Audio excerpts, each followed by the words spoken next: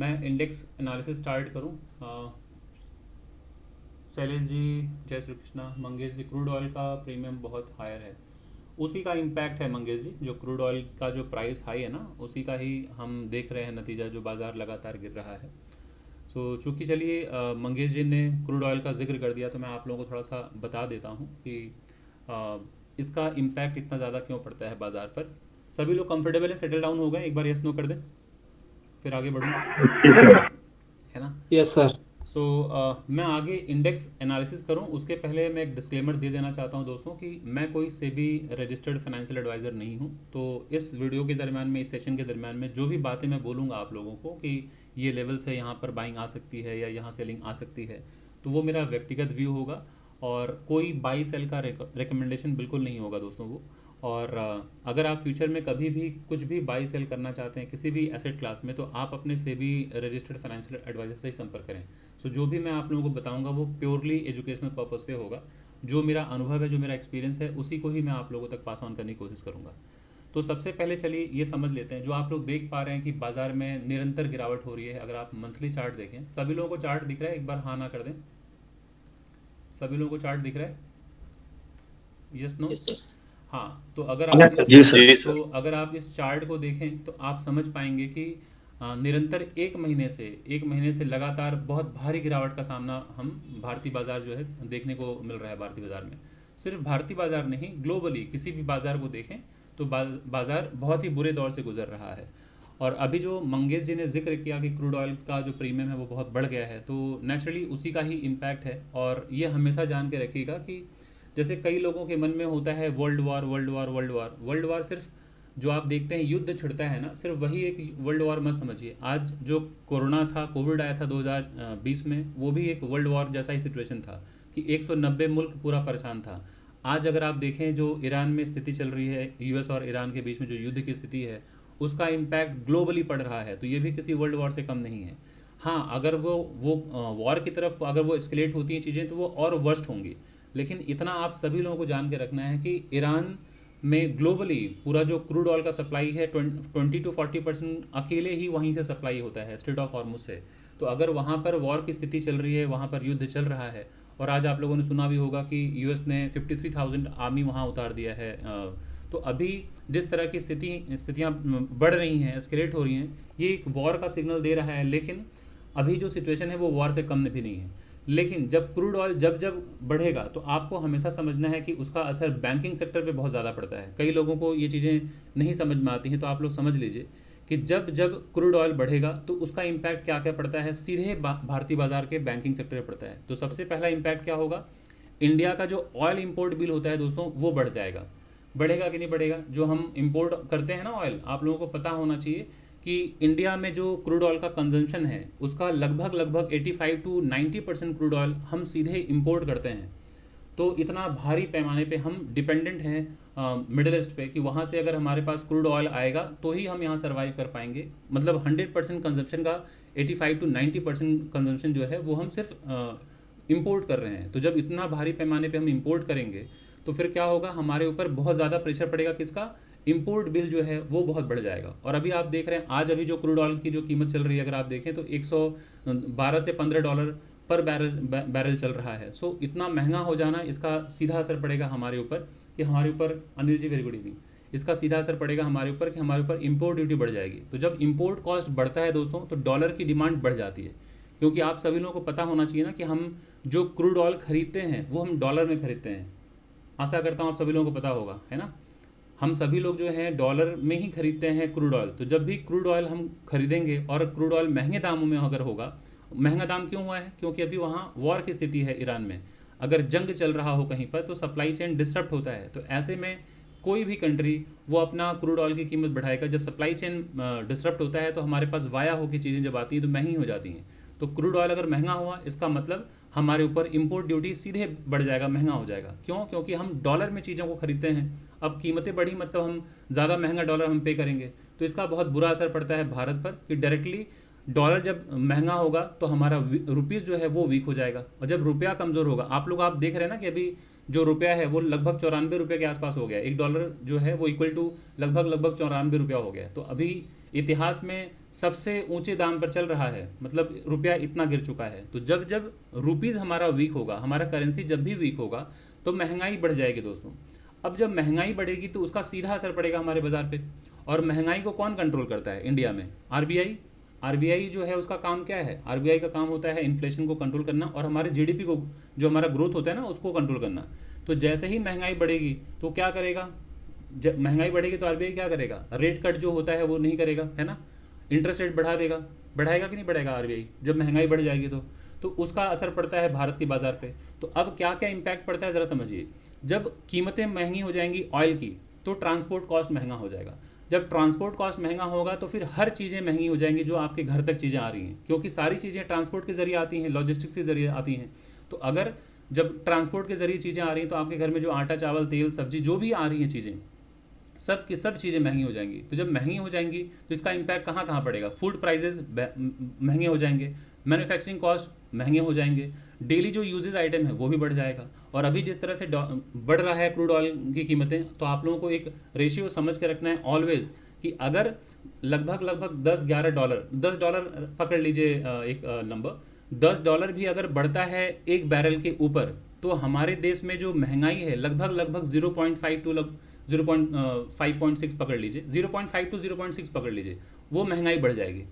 तो ये बहुत बुरा असर पड़ेगा कि जैसे जैसे क्रूड ऑयल की कीमत बढ़ी वैसे वैसे हमारे देश में महंगाई बढ़ जाएगी। तो बस एक ऐसा नंबर याद रखिए कि अगर $10 भी कीमतें बढ़ी अगर पर बैरल डॉलर में, तो हमारे देश में 0.5 टू 0.6% महंगाई बढ़ जाएगी। तो इसका बहुत बुरा असर पड़ेगा। इन्फ्लेशन, महंगाई बढ़ जाएगी तो क्या होगा? आरबीआई क्या क्या करेगा? आरबीआई सबसे पहले इन्फ्लेशन को कंट्रोल करता है। कैसे कंट्रोल करेगा?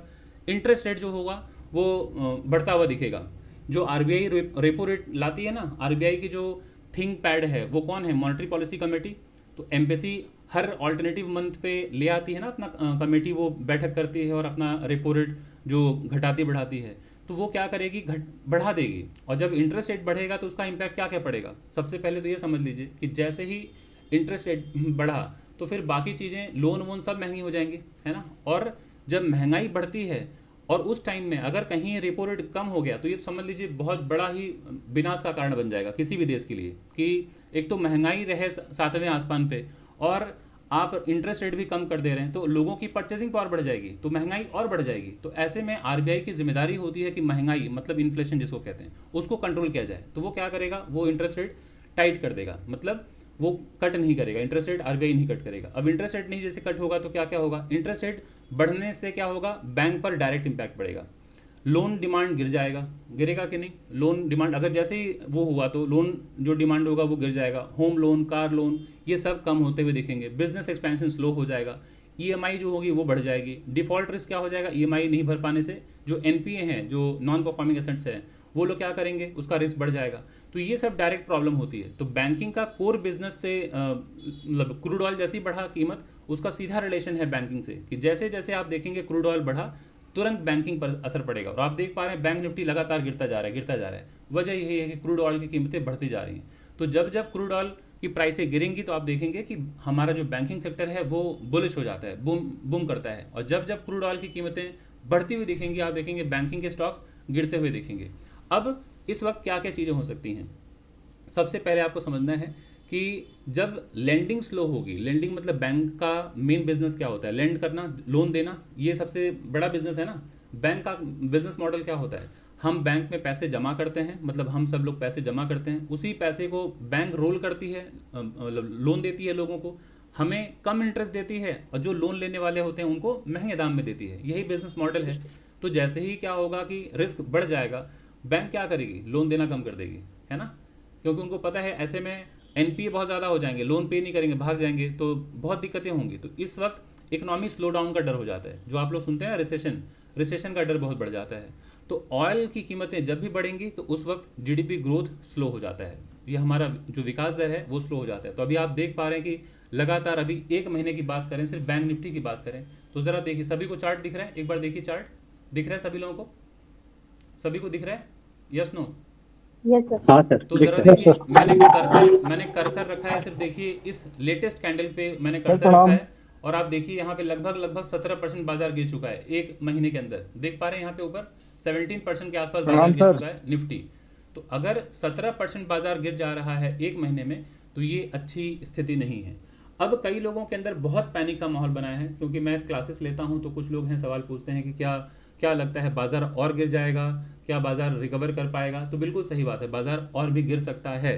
बाजार क्या जीरो हो जाएगा? जीरो नहीं होता दोस्तों, बट आपको बस एक बार डेटा पॉइंट दिखाता हूं तो आप समझ पाएंगे। ये चार्ट सभी लोग देखिए, तो जब से बाजार में बैंक निफ्टी आया है, अगर मैं 2000 से दिखाऊं, सभी लोगों को ये चार्ट दिख रहा होगा, होपफुली सभी को दिख रहा है ना। यहाँ से मैं मार्क कर देता हूँ, जरा देख लीजिए। यहाँ से दिख रहा है सर। सन हाँ सर, हाँ 2000 दिख रहा है। सन 2000 से लेके बाजार अगर यहाँ तक देखें 2020 तक, जब कोविड आया था भारत में, तो कोविड से पहले इतनी बड़ी त्रासदी कभी आप लोगों ने देखा नहीं होगा। यहाँ मेरे ख्याल से किसी की उम्र तो 100 साल के ऊपर है नहीं, तो नहीं देखा होगा, क्योंकि ऐसी त्रासदी सैकड़ों साल में एक बार आती है, कोविड जैसी। तो अगर आप लोगों ने देखा सन 2000 से लेके 2020 के बीच में, ये कितना तक प्राइस पहुंच गया था? 32,000 तक पहुंच गया था बैंक निफ्टी 32,000 तक, यस और नो? 32,000 के रेट पे था। तो 32,000 के रेट से आप जरा देखिए बाजार कहाँ आ गया था, इतना नीचे, सीधे 50% नीचे करेक्ट हो गया। तो 50% बाजार करेक्ट हुआ था। ये ज़रा देखिए, मैं यहाँ मार्क करता हूँ, थोड़ा आप समझिएगा आप लोग। ये ज़रा देखिए, यहाँ से मैं स्केल से मेज़र करता हूँ, यहाँ से लेके यहाँ तक आप देख पा रहे हैं? पढ़िए कितना परसेंट करेक्ट हो गया था, पढ़ पा रहे हैं सभी लोग? यस सर, यस तो सर। अगर आप देखें कि 32,000 से सीधे 16 मतलब 50% बाजार करेक्ट हो गया, सीधे 16,000 के आसपास आ गया। तो ये इतिहास के पन्नों में पहले से ही दर्ज है कि ये हो चुका है, तो आगे भी हो सकता है। हो सकता है कि नहीं? हो सकता है कि नहीं ऐसा? जब आप देख चुके हैं यस प्रीवियस सर। डेटा ये बता रहे हैं कि 50% करेक्शन हो चुका है पैनिक स्थिति में, तो अब 2020 के बाद पहली बार आप लोगों ने देखा होगा कि एक महीने में इतनी बड़ी गिरावट। लेकिन क्या ये कोविड जैसी गिरावट है? नो, कोविड जैसी गिरावट अभी नहीं है। क्यों नहीं है? अभी आप प्राइस अगर देखेंगे सिर्फ इस कैंडल को, तो इस कैंडल में भी दिखाई दे रहा है 10,000, दिखाई दे रहा है ना 10,000। यहाँ जरा देखिए, एक महीने में 10,000 प्राइस गिरा था, देख पा रहे हैं आप लोग? ये सुनो, ऊपर देखिए, यहाँ पे देख पा रहे हैं? जी सर। और अभी देखिए एक महीने में अभी 10,253 रुपये के आसपास गिर चुका है। लेकिन अभी जो गिरा है वो यहाँ से गिरा है लगभग 62,000 के 60,000 61,000 के आसपास से। तो अब जो गिरावट है वो अगर मैं यहाँ से दिखाऊं, तो ये 50% की गिरावट नहीं है। ये क्या 50% की गिरावट है दोस्तों? ज़रा देखिए कितने परसेंट की गिरावट है। लगभग 18% के आसपास गिरावट है टॉप से, है ना? टॉप से 18% की गिरावट है कि नहीं? ये सुनो, तो अभी क्या बाजार और नीचे आ सकता है? बिल्कुल आ सकता है दोस्तों। कहाँ तक आ सकता है तो ज़रा समझिए, मैं टेक्निकल जो लेवल्स हैं वो समझाता हूँ, सभी लोग इसको देख लीजिए पहले। ये बाजार जब दोस्तों एकदम डे 1 से जब ऊपर गया था, इसे हम हायर हाई कहते हैं। पहली बार जब बाजार ने सबसे ज़्यादा टॉप बनाया था वो यही बनाया था 2020 में। उसके बाद बाजार ने सबसे बड़ा लो बनाया था यही 2020 में। तो इसको हम हायर हाई हायर लो कहते हैं। यही वो लेवल है जहाँ से ब्रेकआउट हुआ था दोस्तों, हाँ या ना? यही वो ब्रेकआउट पॉइंट है। फिर बाजार ऊपर गया, अब कहाँ तक पहुँच गया है? यहाँ तक पहुँच गया है, पहुँच गया ना यहाँ तक। अब यहाँ से बाजार आ रहा है, तो संभावना यहाँ तक भी हम लगा सकते हैं कि नहीं? 30,000 तक भी आ सकता है कि नहीं? आ सकता है यस बाजार। यस तो यस। अब ज़रा देखिए 30,000 तक बाजार आने का मतलब ये कहाँ है? अगर टॉप से पकड़ूं तो कितना परसेंट गिरा? ये ज़रा पढ़िए कितना परसेंट है, पढ़िए आप लोग, कितना परसेंट है लगभग, पढ़िए। 47% तो और आप 47। लोगों ने देख चुका है, प्रीवियस डेटा देखा है कि 50% मार्केट गिर चुका है 2020 में। तो अभी क्या 50% गिर सकता है कि नहीं? संभावना है, गिर सकता है ना? गिर सकता लंबा है कि सब नहीं? खींचा तो गिरेगा। हाँ, जी गिर सर। सकता है। लेकिन अगर ये जो सिचुएशन है, अगर ये कन्फ्लिक्ट कंटिन्यू रहा, अगर इसमें कुछ समाधान नहीं निकला, अगर ईरान के वॉर में ये ऐसे ही एस्केलेट होता रहा, देखिए जिस तरह से आज यूएस ने आर्मी उतार दिया है 53,000, इतनी बड़ी आर्मी बहुत सालों के बाद यूएस ने कहीं उतारा है।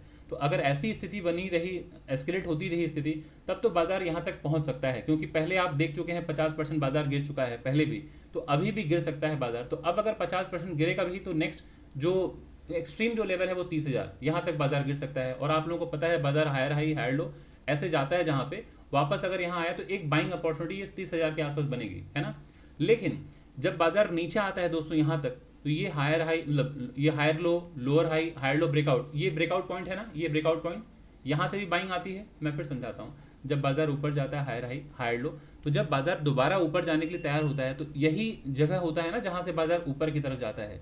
तो इस लेवल को भी ध्यान रखिएगा, यहाँ तक भी आ सकता है। अगर बाजार गिरना रहा, मतलब गिरना हो अगर बाजार को, तो यहाँ तक भी आ सकता है। तो 30,000 का एक इंपॉर्टेंट लेवल पकड़ के चलिए, और नीचे 25,000 का इंपॉर्टेंट लेवल, यहाँ तक भी गिर सकता है बाजार अगर ऐसा ही बना रहा सिचुएशन। तो ठीक है। लेकिन क्या बाजार यहाँ तक गिरेगा, मुझे नहीं मालूम कि गिर सकता है, हाँ गिर सकता है बाजार, क्लियर। लेकिन क्या बाजार जीरो पे आ जाएगा, नहीं, ये स्थिति नहीं होगी, जीरो पे नहीं आता बाजार, ठीक है। कई लोगों के मन में डर होता है कहीं जीरो तो नहीं हो जाएगा, नहीं बिल्कुल नहीं होगा। वर्ल्ड वॉर भी अगर आ जाता है दोस्तों तो हाँ उसका इम्पैक्ट बहुत बुरा पड़ता है, मतलब ह्यूमन लॉसेस होते हैं, इकोनॉमी में बहुत डेंट पड़ता है, सारी चीज़ें होंगी। लेकिन जो सिविलाइजेशन है वो खत्म नहीं होता। क्या मानव जो ये सिविलाइजेशन है वो खत्म हो जाएगा, नहीं, वापस से हम रिकवर करते हैं, वापस से हम तैयारी करते हैं, वापस से इंडस्ट्रीज चलेंगी, फिर कंपनियां चलेंगी, वापस से हम खड़े होते हैं, लेकिन वो समय लग जाता है उसमें। तो ये बिल्कुल मन से भय निकाल दीजिएगा कि जीरो हो जाएगा बाजार, नहीं ऐसा नहीं होगा। और स्टॉक मार्केट बंद हो जाएगा, नो, ऐसा बंद भी नहीं होगा बाजार। हाँ टेम्प्रोरी बाजार बंद हो सकता है, जब वॉर की स्थिति आ जाती है तो हॉल्ट कर दिया जाता है 2 4 5 10 दिन 20 दिन 50 दिन के लिए, भारत का बाजार या किसी भी कंट्री का बाजार बंद किया जा सकता है। लेकिन परमानेंट स्टॉक मार्केट बंद हो जाएगा तो नो, ये आंसर इज नो। अब आते हैं, समझते हैं जो ऑयल का जो इम्पैक्ट है वो आपने समझ लिया कि किन किन सेक्टर में है। तो थोड़ा सा मैं इसके बारे में समझा देता हूँ कि जब बाजार में गिरावट आती है और हमारा जब करेंसी जो है उसमें बहुत डेंट जब पड़ता है, रुपए की वैल्यू गिरती है, तो वैसे में ऑलवेज जो FIIs होते हैं, जिसको आप लोग समझते हैं फॉरेन इंस्टीट्यूशनल इन्वेस्टर्स, वो तुरंत पैसे निकाल के कहाँ इन्वेस्ट करेंगे, सेफ हेवन एसेट, वो कौन सा है, डॉलर, वो डॉलर में इन्वेस्ट करेंगे। जब जब FIIs को ये लगेगा यार भारत में जो है रुपए का वैल्यू गिर जा रहा है, तो वैसे में क्या करेंगे, हर इन्वेस्टर चाहता है कि उसका पैसा बढ़े, तो वो भारत से पैसे निकालेगा। तो जब भारत से पैसे निकालेगा मतलब सेलिंग होगी, और वो पैसे कहाँ इन्वेस्ट करेगा, डॉलर में। और डॉलर ऑलरेडी अभी ऊपर जा रहा है, क्यों ऊपर जा रहा है, क्योंकि क्रूड ऑयल की कीमतें ऊपर जा रही हैं। तो जब जब जंग छिड़ेगी, जब जब ऑयल की कीमतें बढ़ेंगी, अमेरिका ही मजबूत होगा। तो अमेरिका दोनों तरफ से जंग हो तो भी मुनाफा, क्योंकि उसके आर्म्स और एमिनेशन बिकेंगे। और अगर किसी मिडिल ईस्ट में, गल्फ कंट्री में अगर वॉर की स्थिति हुई, क्रूड ऑयल की कीमत बढ़ेगी, तो दुनिया भर जो है 190 मुल्क है दुनिया भर में, जब भी क्रूड ऑयल लेंगे तो वो डॉलर में खरीदते हैं और US डॉलर में खरीदना पड़ता है। तो इस तरह का समझौता है आज तक का। तो US चित भी उसी का, पट भी उसी का, दोनों ही उसी की जीत है ना। युद्ध हो तब भी ना, उसके कंट्री में युद्ध हो तब भी। तो बट हमारे लिए ये सिचुएशन अच्छा नहीं है कि बाजार में रुपए की गिरावट, मतलब महंगाई बढ़ेगी, प्लस जितने भी FIIs हैं वो बाजार से पैसे निकालेंगे। तो आप लोग देख पा रहे हैं जो स्थिति हो रही है। तो अगर मैं सिंपल में बता दूं तो आप लोग इसको नोट डाउन कर सकते हैं, समझ सकते हैं कि इसका चेन रिएक्शन क्या होता है, कि जब जब ऑयल की कीमतें बढ़ेंगी, ये आप लोग चाहें तो नोट डाउन कर सकते हैं अगर आपको लगे तो, जब जब ऑयल की कीमतें बढ़ेंगी तो इंपोर्ट कॉस्ट ऑलवेज बढ़ जाएगा, ध्यान रखिएगा। इंपोर्ट कॉस्ट बढ़ेगा तो क्या होगा, रुपए का वैल्यू गिर जाएगा। रुपए का वैल्यू जैसे ही गिरेगा, इन्फ्लेशन महंगा हो जाएगा, मतलब महंगाई बढ़ जाएगी। महंगाई बढ़ेगी तो क्या होगा, RBI जो होगा वो ऑलवेज इंटरेस्ट रेट जो होगा वो या तो बढ़ा देगा या तो रेट कट नहीं करेगा, ठीक है, RBI, ये इम्पैक्ट पड़ेगा। लोन्स जो होंगे, लोन डिमांड कम हो जाएंगे, क्योंकि ज़रा सोचिए, जब आपको सस्ता इंटरेस्ट देना होता है तभी तो आप लोन लेते हैं दोस्तों, या जब महंगा जो हो जाएगा लोन तब आप लोन लेंगे। आप वेट करते हैं ना कि जब कोई पूजा आ जाए, दीपावली आ जाए, ईद आ जाए, जब जब बैंक्स वगैरह देखिए अनाउंसमेंट करते हैं ना, अभी हम अपना इंटरेस्ट रेट कम कर रहे हैं, वैसे टाइम में आप लोग होम लोन लेना चाहते हैं, कार लोन लेना चाहते हैं, बिजनेस लोन लेना चाहते हैं ना, क्योंकि आपको सेल पे मिल रही होती है चीज़ें। तो आप चाहते हैं भाई थोड़ा सस्ता इंटरेस्ट रहेगा तो मेरा EMI जो है उस पर बर्डन कम होगा। ये चाहते हैं कि नहीं चाहते हैं, यस और नो, यस और नो। लेकिन जैसे ही अगर RBI जो रेट कट है ना करके वो इंटरेस्ट रेट बढ़ा दे तो लोन वगैरह सब महंगा हो जाएगा। तो कौन महंगा लोन लेना चाहता है, फिर आप सोचेंगे बाद में लेंगे भाई कारवार, बाद में लेंगे लोन, होम लोन लेंगे, बाद में कुछ लोन वोन लेंगे, बिजनेस लोन, क्योंकि अभी इंटरेस्ट रेट बहुत महंगा चल रहा है। तो ऐसे में क्या होगा, दिक्कत होती है, NPA रिस्क बढ़ जाता है। जो नॉन परफॉर्मिंग एसेट्स हैं वो अक्सर ये दिक्कत उस टाइम में जब बढ़ जाती है EMIs वगैरह, तो अब फेलियर होता है, लोग पे नहीं कर पाते। ज़रा सोचिए, अभी आप लोगों की एक इनकम है, मान के चलिए 10,000 फॉर एग्जाम्पल, 10,000, और आपने इतना एक बजट बना रखा है कि मैं 2,000 रुपये की EMI दूंगा, ये दूंगा, वो दूंगा, सारी चीज़ें। महंगाई बढ़ गई दोस्तों और इंटरेस्ट रेट भी बढ़ जाए, ठीक है, तो फिर तो आपके लिए दिक्कत हो जाएगी ना। महंगाई अगर बढ़ जाए, आमदनी ना बढ़े, तो ऐसे में क्या होगा, डिफॉल्टर बनने की संभावना बढ़ जाएगी, शायद आप लोन ना पेमेंट करें, EMI पेमेंट ना करें, संभावना बढ़ जाएगी कि नहीं बढ़ जाएगी। तो ऐसे स्थिति में NPA का रिस्क बढ़ जाता है। और जब ऐसा होगा स्थिति तो ऑलवेज बैंक्स के प्रॉफिट्स गिर जाएंगे, और जब बैंक के प्रॉफिट गिरेंगे दोस्तों तो उसका इंडेक्स कौन है, बैंक निफ्टी। तो बैंक निफ्टी गिरेगा कि नहीं गिरेगा, बैंक निफ्टी गिरेगा, यस सर। तो उसी का इम्पैक्ट है। आप लोग जो देख पा रहे हैं कि बैंक निफ्टी लगातार गिर रहा है, और जब बैंक निफ्टी गिर रहा है तो ये समझ लीजिए कि किसी भी इकोनॉमी का बैकबोन होता है फाइनेंशियल सेक्टर। तो अगर फाइनेंशियल सेक्टर बुरे दौर से गुजर रहा है तो समझ जाइए कि इकोनॉमी की बहुत बुरी हालत है। इस वक्त पूरे भारत में जितनी कंपनीज हैं वो बुरे दौर से गुजर रही होंगी। तो अभी स्थिति ठीक नहीं है। तो बस आप लोग यही सोचिए कि जो ईरान में जो स्थिति चल रही है ईरान और यूएस के बीच में वो ठीक ठाक हो जाए तो बाजार वापस से बाउंस बैक करता हुआ दिखेगा। लेकिन जब तक वो चीज़ें नहीं ठीक हो रही हैं तो आप मेंटली प्रिपेयर रहिए कि हाँ बाजार नीचे आ सकता है, तो पैनिक में आने की ज़रूरत नहीं है। इसे एक अपॉर्चुनिटी समझिए, एक बहुत शानदार अपॉर्चुनिटी है कि बाजार गिर रहा है और अभी 17-18% गिर चुका है, तो कुछ कुछ इन्वेस्ट कीजिए अगर आप इन्वेस्टर हैं। बाकी अगर आप ट्रेडर हैं तो कुछ फ़र्क नहीं पड़ता, बाजार ऊपर जाए नीचे जाए साइडवेज रहे, आप तीनों बाजार में पैसे कमा सकते हैं अगर आप ट्रेडर हैं तो। लेकिन इन्वेस्टर्स जो होते हैं, जो इन्वेस्टेड हैं ऑलरेडी बाजार में, उनके लिए चिंता की विषय होती है कि उनको लगता है यार बाजार हमेशा ऊपर ही जाए तो अच्छा है, वो हमेशा चाहते हैं ऊपर ही जाए। लेकिन जो बाजार में इन्वेस्टेड हैं, जब इतनी बड़ी गिरावट होती है तो उनके पोर्टफोलियो में थोड़ी गिरावट आ जाती है, डेंट लग जाता है, थोड़ा रेड में आ जाता है, तो उनको चिंता होती है। तो आपको चिंता करने की ज़रूरत नहीं है, बाजार वापस रिकवर करता है, बट कब रिकवर करेगा वो नहीं पता। लेकिन आप लोग ज़रा देख लीजिए, जब से बैंक निफ्टी का चार्ट देख पा रहे हैं या जब से आप स्टॉक मार्केट को देख रहे हैं, आपने सब कुछ देखा होगा। आईटी बबल बस 2000 आया, द ग्रेट डिप्रेशन आया, जेपी मॉर्गन लेमन ब्रदर्स का जो क्राइसिस वो आया, इंडिया पाकिस्तान का वॉर देख लिया आप लोगों ने, कोविड देख लिया आपने, अभी ईरान इसका रसिया और यूक्रेन का वॉर देख लिया आपने, ईरान और यूएस का भी वॉर भी देख लिया, इसराइल और ईरान का वॉर भी देख लिया, सब कुछ देख लिया आप लोगों ने। कभी भी बाजार क्या नीचे चला गया है पाताल लोक में? बाजार नीचे आया फिर ऊपर ही गया है, ऊपर ही गया है ना बाजार? यस और नो? यस और नो? Yes sir. जी बाजार सर। वैसे ही हो। अभी जो पैनिक हो रही है स्थिति, तो अब आप लोग उन लोगों की तरह बिहेव नहीं करेंगे जो बाजार में कुछ नहीं जानते। अब आप लोग एक प्रोफेशनल ट्रेडर हैं, अब आपके पास नॉलेज है, समझते हैं बाजार को, तो अब ये एक अपॉर्चुनिटी हम सभी लोगों के लिए कि बाजार गिर रहा है तो अब धीरे धीरे कुछ कुछ पैसे आप इन्वेस्ट कीजिए। यही बेस्ट वे है, बेस्ट तरीका है इन्वेस्ट करने का। और अगर बाजार इस जगह के आसपास आए और आप सोचेंगे कि नहीं बाजार जब यहाँ आएगा तभी इन्वेस्ट करेंगे, तो इन्वेस्टमेंट ऐसे नहीं किया जाता है कि बाजार यहीं आए, कहीं बाजार अगर यहीं सपोर्ट लेकर ऊपर चला गया तब, है ना?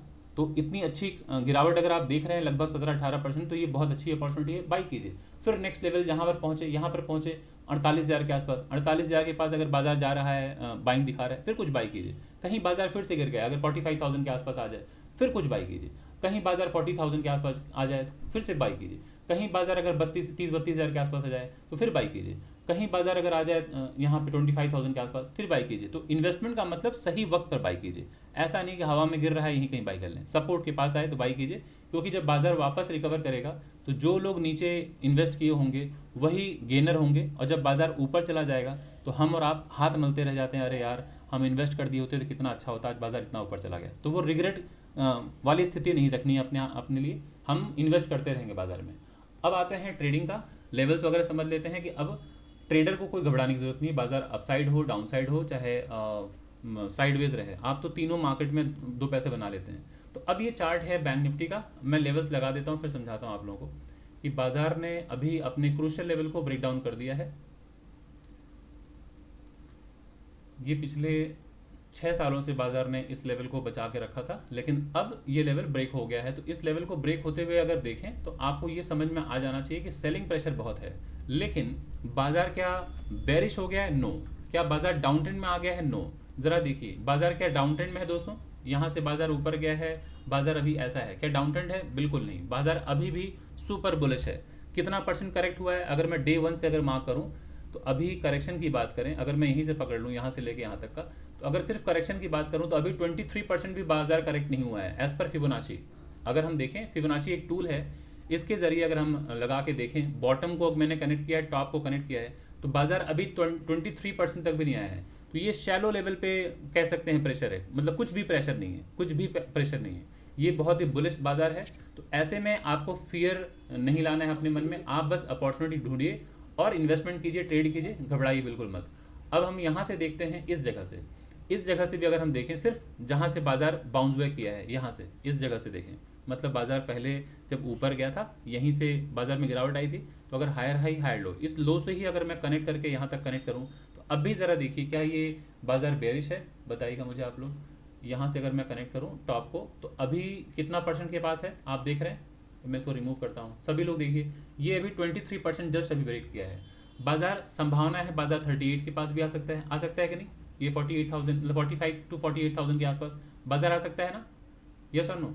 50,000 हम लोग एक्सपेक्ट किए थे, बाजार 50,000 का नेक्स्ट लेवल हो सकता है। बाजार अगर ये तोड़ा तो, ये डिस्कशन हुआ था पहले कि अगर ये लेवल टूटा तो नेक्स्ट हमारा जो साइकोलॉजिकल नंबर होगा 50,000, बाजार अगर उसे तोड़े तो नेक्स्ट लेवल क्या होगा? Technical level 48,000।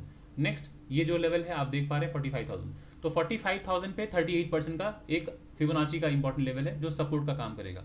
तो बाजार यहाँ से भी बाउंस बैक कर सकता है, लेकिन ये बाउंस बैक तभी होगा दोस्तों जब स्थिति सामान्य होगी, कंट्रोल होगी ईरान में।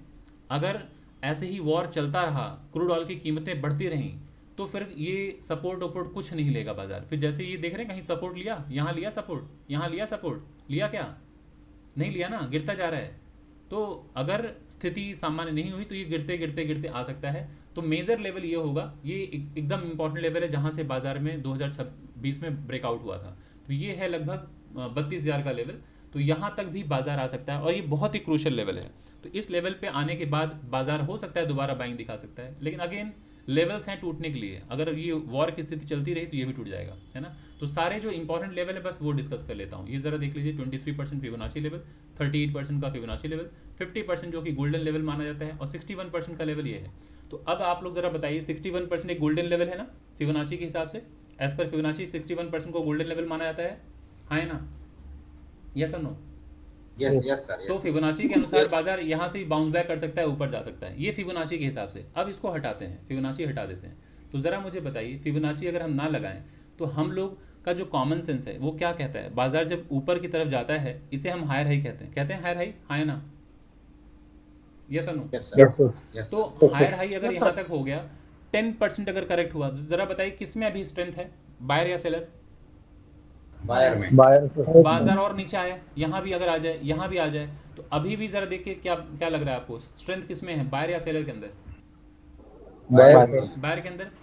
तो आप लोग ज़रा बताइए कि जब बाजार में प्रीवियस ट्रेंड, जो पहला जो ट्रेंड है वो बुलिश है और ये थोड़ा सा करेक्शन है, तो आप अपने आप को एक इन्वेस्टर के तौर पे रख के देखें कि बाजार में अगर 10%, 20%, 30%, 40% या 50% या 60% का करेक्शन होगा, तो आप बाई करना प्रेफर करेंगे कि नहीं करेंगे?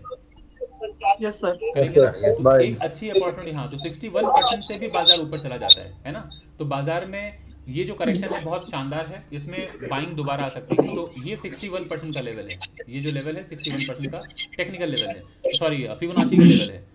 एक बार माइक म्यूट कर लें, माइक म्यूट कर लीजिए।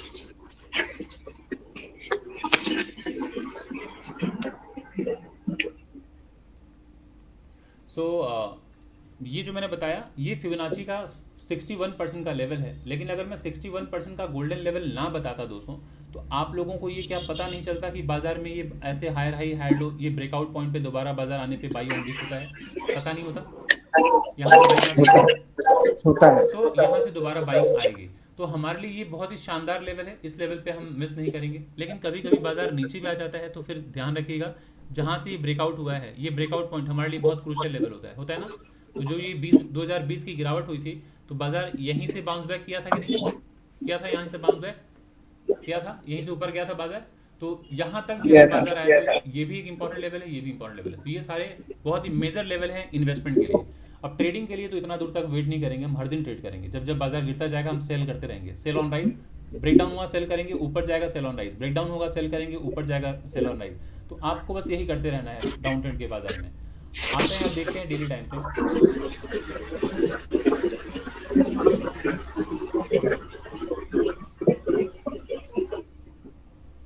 डेली टाइम फ्रेम को एक बार ज़रा देख लेते हैं। ये है डेली टाइम फ्रेम। अब ये सारे लेवल्स को मैं रिमूव कर देता हूँ। अब इस चार्ट को ज़रा गौर से देखिए। तो अभी इसको देखते हुए लग रहा है कि बाजार ने आज एक बेरिश कैंडल बनाया है, काफ़ी गिरावट आ गई, और वही न्यूज़ का इम्पैक्ट है जो अभी यूएस ने अपना ट्रुप उतारा है 53,000 के आसपास। तो अभी स्थिति थोड़ा चिंताजनक है कि अगर कहीं युद्ध छिड़ गया तो फिर वापस चीज़ें बढ़ जाएंगी। तो अभी ज़रा देखें, ओवरऑल जो रीडिंग है वो लोअर लो लोअर हाई इस तरह का रीडिंग है, मतलब बाजार अभी भी बेरिश है ना। नए नए लो बनाते जा रहा है बाजार, तो ये नए लो बनाया हुआ है। अगर बाजार यहाँ से ऊपर जाएगा तो जिस जगह से ब्रेकडाउन हुआ है वापस सेल ऑन राइज, वापस सेल कीजिए, फिर सपोर्ट के पास आएगा, बाई करने के बारे में सोचिए, फिर अगर ब्रेकडाउन हो फिर सेल कीजिए, क्योंकि पूरा ट्रेंड ही डाउन ट्रेंड है फिलहाल। मैं अभी जो टेम्प्रोरी ट्रेंड की बात कर रहा हूँ, मेजर ट्रेंड तो अप ट्रेंड है, लेकिन फिलहाल जो ट्रेंड है वो डाउन ट्रेंड है। तो इंट्राडे में सेल ऑन राइज और ब्रेकडाउन पे sell, sell on rise breakdown पे सेल, यही स्ट्रैटेजी का इस्तेमाल कीजिए। आते हैं आर्ली टाइम फ्रेम पे। तो ये ज़रा देखिए, ये है आर्ली टाइम फ्रेम। यहाँ पे सारे जो इंपॉर्टेंट लेवल हैं वो मैं मार्क कर दे रहा हूँ। ये इंपॉर्टेंट लेवल है। बाजार यहाँ से गिरा था लोअर लो, ऊपर गया लोअर हाई, ये लोअर लो लोअर हाई, बाजार नीचे आया लोअर लो सेम हाई, फिर बाजार आई ये सेम लो है, ये इसको आगे बढ़ाइए, ये सेम लो है, बाजार नीचे आया लोअर लो, ये मोमेंटम में ऊपर गया, इस जगह से रिजेक्शन लिया, फिर बाजार नीचे, तो ये ब्रेकडाउन पॉइंट था। फिर ज़रा देखिए बाजार कल ओपन हुआ, सेलिंग आ गई। तो अभी आज lower low lower high lower लो ऐसा है। तो अगर बाजार ये ऊपर जाएगा भी तो ये हर्डल लेगा, ये हर्डल लेगा, फिर से सेलिंग आ सकती है। अगर इसके ऊपर गया देन नेक्स्ट मेजर हर्डल तो यही है, ये मेजर हर्डल है, यहाँ से वापस सेलिंग आ जाएगी। तो अभी हर उछाल में सेल कीजिए, हर उछाल में सेल कीजिए। बाइंग कब आएगी, मेजर बाइंग कब आएगी इसके बाद, है ना। अगर मैं इसको मार्क कर दूं, ज़रा देख लीजिए, ये लोअर लो, इसको अगर मैं ऐसे मार्क करूं तो मेजर स्विंग हाई यही है, दिख रहा है आप लोगों को मेजर स्विंग हाई। तो जब तक इसके ऊपर नहीं निकलेगा बाजार, मेजर बायर्स नहीं आने वाले, है ना। 54,000 के ऊपर जब तक नहीं जाएगा बाजार, मेजर बायर्स नहीं आएंगे। हाँ, ट्रेड कीजिए, आप हर दिन ट्रेड लीजिए। अभी आप देख रहे हैं यहाँ से बाजार भी लोअर लो लोअर हाई, ये ब्रेकडाउन करके बाजार नीचे आया है। अभी तो मेजर हर्डल यही है, बाजार ऊपर जाएगा फिर से गिरेगा यहाँ से बाजार। तो जब यहाँ बाजार पहुँचे तो डरिएगा वरिएगा मत, सेल कीजिएगा बेबाकी के साथ, बाजार गिरेगा नीचे, ठीक है।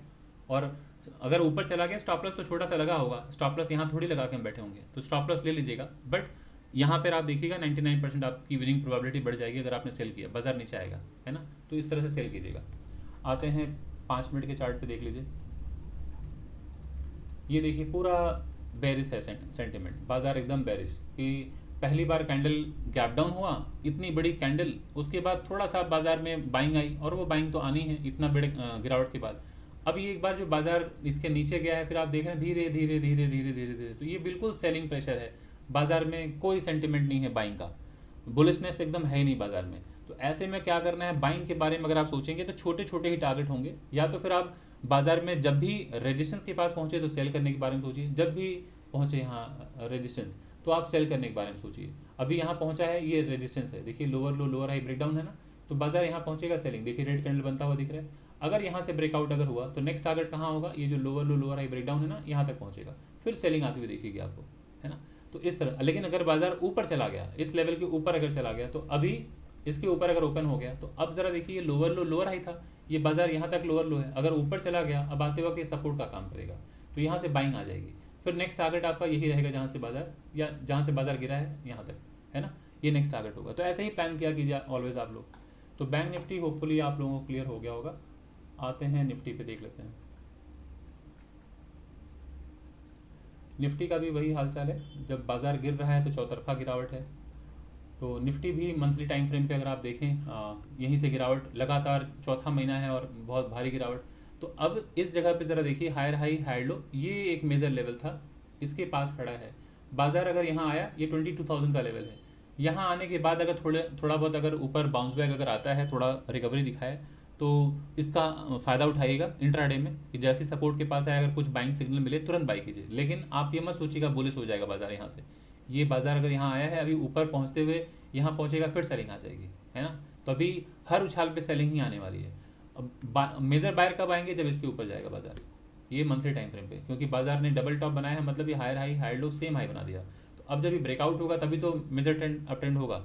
तो अभी फिलहाल मेजर ट्रेंड मतलब फिलहाल जो मैं ट्रेंड की बात कर रहा हूँ कि अभी साइडवेज बाजार है, तो अब इसके ऊपर ही अप ट्रेंड होगा, और ये टूटा तो फिर बाजार यहाँ तक आता हुआ दिखेगा, ये 20,000 तक बाजार आ सकता है ना। अगर ये टूटा तो यहाँ तक आते हुए देखेंगे। सो अब देखिए सब कुछ डिपेंड करता है क्या हो रहा है ईरान में। आते हैं डेली।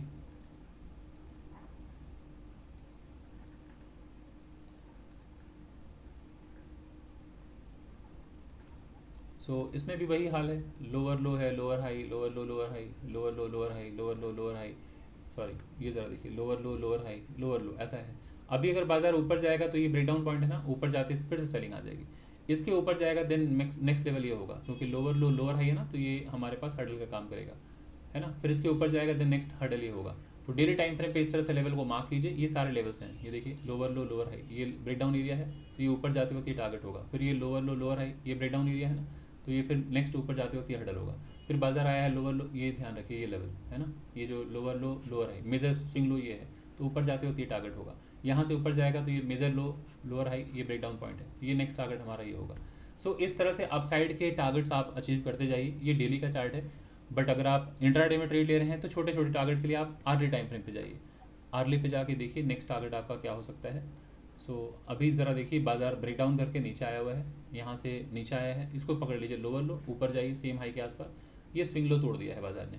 तो अगर बाजार यहाँ से lower low lower high breakdown किया है, ऊपर जाएगा भी तो यहाँ सेलिंग आएगी, बाजार में गिरावट। अभी अगर इसके ऊपर जाता है बाजार तो नेक्स्ट टारगेट ये लीजिए, इसके बाद ऊपर जाएगा बाजार तो नेक्स्ट टारगेट इसे लीजिए, इसके ऊपर जाएगा बाजार तो नेक्स्ट टारगेट इसे प्लान कीजिए, इसके ऊपर जाएगा बाजार तो नेक्स्ट टारगेट इसे प्लान कीजिए, देन मेजर टारगेट ये। इस तरह से मेजर स्विंग आप कैप्चर कर पाएंगे वन बाई वन, क्योंकि हर उछाल में सेलिंग आ सकती है, संभावना है। तो आप सीधे इतने एडमेंट मत रहिएगा कि यहाँ से लेके यहाँ तक हम पूरा लेके ही जाएंगे, नहीं, धीरे धीरे प्रॉफिट बुक कीजिए वन बाई वन, अपना ट्रेलिंग स्टॉप लॉस लगा लगा के यहाँ जाइए। एक बार में यहाँ से लेके यहाँ तक बैठने की कोशिश करेंगे, हो सकता है बाजार यहीं से गिर जाए, हर उछाल पे सेलिंग आएगी, तो आप स्मार्टली प्रॉफिट बुक करते चलिए, है ना। सो ये हो गया हार्डली। ये है 5 मिनट का चार्ट। अगर 5 मिनट में सोचिए बाजार में कल ट्रेड करने अगर आप आते हैं तो इस जगह से बाइंग आती हुई दिखिए। मैंने देखी बैंक निफ्टी में आज बाई किया था, ऐसे ही कुछ था, इस जगह पे कहीं बाई किया नहीं, इसी जगह मैंने बाइंग किया था बैंक निफ्टी में। एक इंपॉर्टेंट यहाँ पर लेवल था डेली का। सो डेली के लेवल के पास अगर बाजार आ रहा हो, और इस तरह से बैंक निफ्टी में देखा होगा आपने, एक ट्रेंड लाइन मैंने लगाया था इस तरह से, तो अगर बाजार सपोर्ट के पास आए तो बाई करने के बारे में सोचिए, बाजार यहाँ तक पहुँचता हुआ दिखेगा।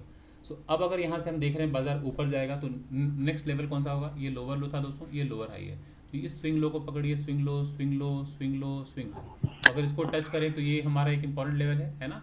तो बाजार अगर लोअर लो लोअर हाई, अब सीधे यहाँ तक कनेक्ट कर दीजिए, इसे सीधे लोअर लो पकड़िए। अब अगर बाजार यहाँ पहुँच रहा है तो अभी इसको ब्रेक डाउन कीजिए, ये lower low lower high, lower low lower high, इससे ब्रेक डाउन करते चलिए। अभी ये स्विंग हाई के पास है, इसके ऊपर जाएगा तो अभी हमारे पास ये एक टारगेट होगा, इसके ऊपर जाएगा तो ये हमारा एक टारगेट होगा, बट ये मेजर टारगेट होगा, ध्यान रखिएगा, ये मेजर स्विंग लो है, लोअर लो, तो इसके पास पहुँचते फिर सेलिंग आती हुई दिखेगी। तो वन बाई वन आप ऐसे करके अचीव कीजिएगा। इसको हटा दीजिए। अभी पहला टारगेट इसके ऊपर अगर जाए तो पहला इसे अचीव कीजिए, सेकंड इसे अचीव कीजिए, और यहाँ फुल प्रॉफिट बुक कीजिए, क्योंकि यहाँ जाते ही फिर सेलिंग आएगी। फिर अगर यहाँ से ब्रेकआउट अगर हो, अगर कंसोलिडेशन के बाद अगर ब्रेकआउट हो तो नेक्स्ट टारगेट आप देखिए बाजार में कहाँ से इसको अब ब्रेक डाउन कीजिए, इसको हटाइए। फिर देखिए कहाँ पे मेजर लेवल्स थे, बाजार यहाँ से ऊपर गया था, higher high higher low lower high break down, इस लेवल को आगे बढ़ाइए। तो ये हमारे पास एक लेवल है, बाजार यहाँ आया, फिर यहाँ ऊपर गया, यहाँ से रिजेक्शन लिया, फिर ज़रा देखिए यहाँ से गिरा तो बाजार कैसे गिरा, lower low lower high break down, इस लेवल को आगे बढ़ाइए। तो अब आपके पास ऊपर जाते हुए छोटे छोटे लेवल आ गए, ये वाला लेवल, ये लेवल, है ना। इस तरह से आपने अचीव किया एक एक करके आपने सारे स्विंग्स। तो ऐसे इंट्राडे में, क्योंकि डेली का यहाँ तक बहुत बड़ा टारगेट है, यहाँ से लेके यहाँ तक, तो किसी भी उछाल से सेलिंग आ सकती है, तो ब्रेक डाउन करके चलेंगे तो आप छोटे छोटे प्रॉफिट अचीव करते करते आप पूरे स्विंग को भी कैप्चर कर सकते हैं। बट एक बार में पूरे स्विंग को कैप्चर करने जाएंगे इंट्राडे में फंस सकते हैं, है ना। और अभी बाजार में गिरावट का चल रहा है माहौल, अगर ये अप ट्रेंड बाजार होता तो पूरा कॉन्फिडेंस के साथ बैठे रहिए, यहाँ तक बाजार पहुँचेगा। लेकिन अभी जब डाउन साइड का बाजार हो ना, तो हर उछाल में सेलिंग आएगी, यहाँ से गिर जाएगा बाजार, हो सकता है यहाँ पहुँच के यहाँ से गिर जाए बाजार, यहाँ पहुँचा यहाँ से गिर सकता है बाजार, तो हर सेल ऑन राइज, हर उछाल में सेलिंग आएगी। आते हैं सेंसेक्स।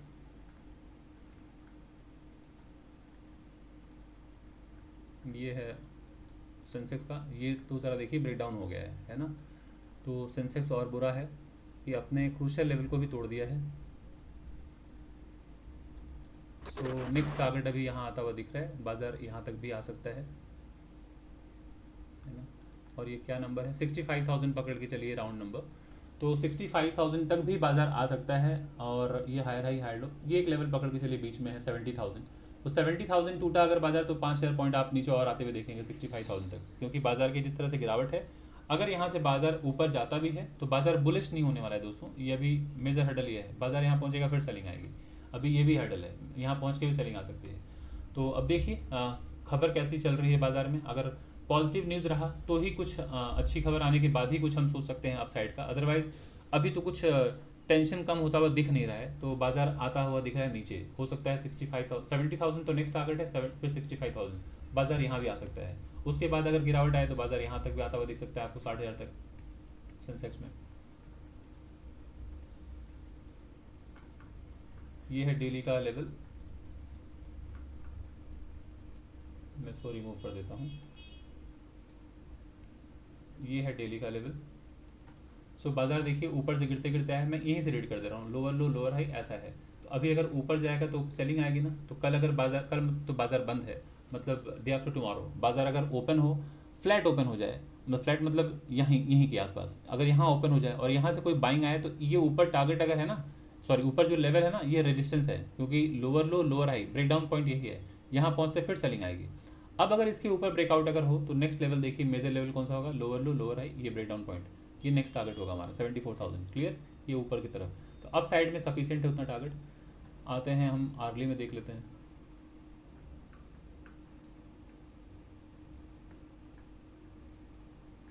सो वीक ही है, चौतरफा ही गिरावट है, सेंटिमेंट बेरिश है। तो अभी आप सिर्फ सेलिंग सेलिंग सेलिंग के बारे में सोचिए, और ऐसी अपॉर्चुनिटी बार बार नहीं मिलती, तो ऐसे में बस सेलिंग के बारे में सोचिए। तो बाजार अगर यहाँ से गिरा है, इसको पकड़ लीजिए, लोअर लो लोअर है। अच्छा, कई बार ना लोगों को लगता है सर कभी आप यहाँ से पकड़ लेते हैं, कभी यहाँ से पकड़ लेते हैं, कभी यहाँ से, कभी यहाँ से, कहीं से पकड़ सकते हैं। आपको यहाँ पे फोकस करना है कि यहाँ बाजार है, यहाँ से नेक्स्ट क्या होगा। अगर मैं यहाँ से पकड़ लूँ इसे सीधे लोअर लो लोअर हाई, तो ये क्या गलत हो जाएगा? नो, ये भी गलत नहीं है ना। तो कुछ लोग कन्फ्यूज हो जाते हैं। तो समझिए कि छोटे छोटे स्विंग्स को अगर मैं रीड करूँ तो यहाँ से रीड करूँगा, lower low lower high, lower low lower high, lower low lower high, lower low lower high, lower लो सेम हाई, ये सेम लो है, लोअर हाई, फिर सेम लो, ये ज़रा देखिए सेम हाई के आसपास, फिर ये लोअर लो। ऐसे करके मैं छोटे छोटे स्विंग्स को रीड करूँगा। तो और अगर मेजर स्विंग्स को रीड करूँगा तो सीधे लोअर लो पकड़ूंगा, लोअर हाई, और इस स्विंग लो को तोड़ते हुए बोलूँगा लोअर लो है ना, इस तरह से।